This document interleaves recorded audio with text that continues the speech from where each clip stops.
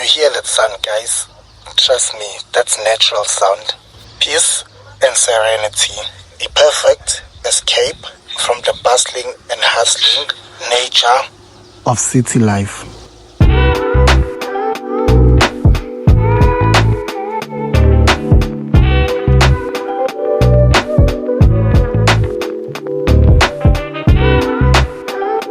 Hello guys, and welcome back to the beauty of South Africa. I'm your host, delle, and it's nice to have you on board. Everything, travel, automotives, and a fabulous lifestyle. If that tickles your fancies, you're in the right place. So please stick around, because in today's video we're exploring the captivating area of Claridge in Pietermaritzburg. This is a farm area that is privately owned, but there are parts of land in the vicinity of Claridge that are traditionally owned. So while we are exploring this beautiful area of Claridge, I'll also be touching on the processes of acquiring land here in Claridge, the land that is privately owned, and the land that is traditionally owned. So please stick around while we explore this beautiful area of Claridge, because if you like it, you might just become one of the residents of Claridge.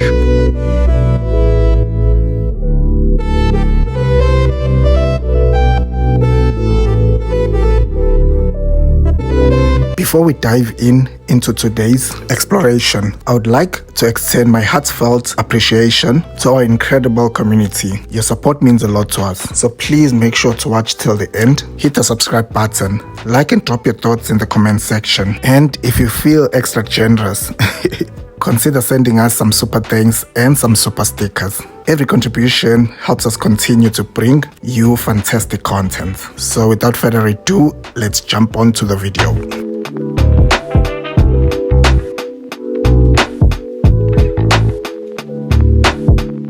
Claridge is situated about 11 kilometers from Pietermaritzburg CBD. It is situated nearest to one of the oldest Indian communities, townships, Northdale and Woodlands. So as I did mention in the beginning of the video, the Claridge is partly owned by white settlers who are farmers, which is still very prevalent today, but it has now evolved into where Black or African individuals are purchasing land, which displays a tale of progress and unity. In case you are curious about making Claridge your home, the good news is that you still have the opportunity to grab a piece of this beautiful land for prices ranging from 30,000 rands to 100,000 rands. However, this depends on the seller of the land and also the size of the land. And the processes of acquiring or buying the land differ depending on the type of ownership, whether it's privately owned or it's traditionally owned. And let me take you through the process of buying land that is privately owned.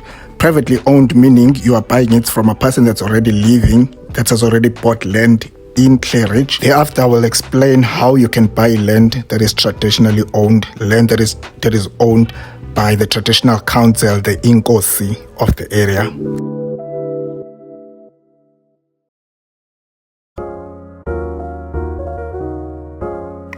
So privately owned land would be land that is sold by the white settlers that are already living in the area.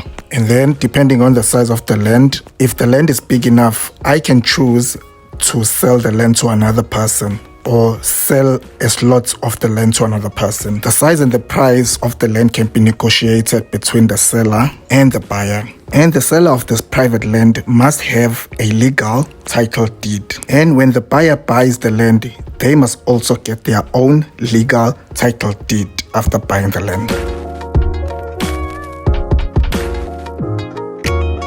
The price and the size of the land can be negotiated between the buyer and the seller. And once the agreement is reached and finalized, the buyer is allocated the land, and thereafter the buyer has the freedom to shape their own destiny on that piece of land.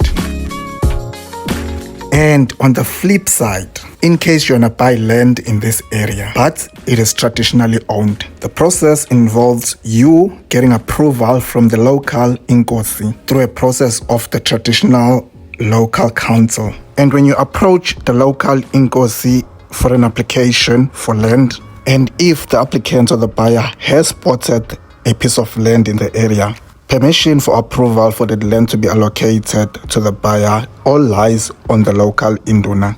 If they haven't spotted the land that they are interested in, then the inkosi is the one that allocates land of their choice, meaning that you can be allocated land wherever the inkosi feels or wherever the induna feels that is a suitable land for you. So if you're noticing, this is a totally unique way of acquiring land. So while you are just thinking that this is all so perfect, lovey and dovey, hold on. I'll be honest, the land won't be free. There will be monies that are involved in buying or acquiring that land, and it's usually affordable. Traditionally, when a buyer buys land in the rural traditional areas, the buyer of the land is not given total rights for the land, but they are given personal and very limited rights. Most power of the land lies in the authority of the local Inkosi Traditional Council. The whole process is closely tied to the community's traditions. And the good thing is that this is all done to protect the rights of the land and also to promote development that is desired by the community.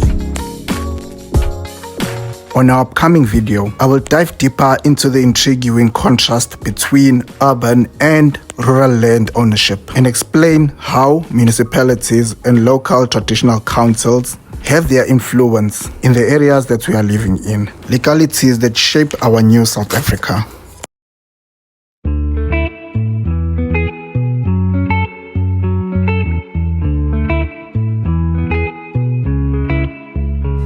Before we leap into future explorations, let's please take a moment to appreciate the thriving life in Claridge. The houses that are being built, the community is flourishing, and in case you are concerned about water and electricity, fear not.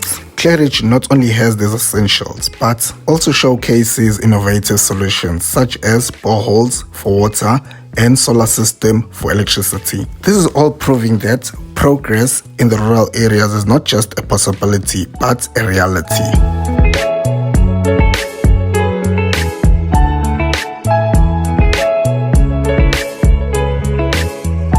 So as we wrap up our journey through Claridge, I'm struck by the transformation and potential the rural areas hold, are paving a way for brighter future. Anyways, please stay tuned for upcoming videos. I did promise you in the beginning of the video that I wanna bring you a video that explains the two types of ownership of land, at least in South Africa, which is land that is privately owned, mostly by municipalities, and land that is owned by the traditional councils in the rural areas. And in the process, I'll also be showing you a new area probably that you haven't seen. But to make sure that you don't miss these, I hope you got your notifications bells on. All your support is crucial for the growth of our channel. So I hope to see you in the next video. Peace.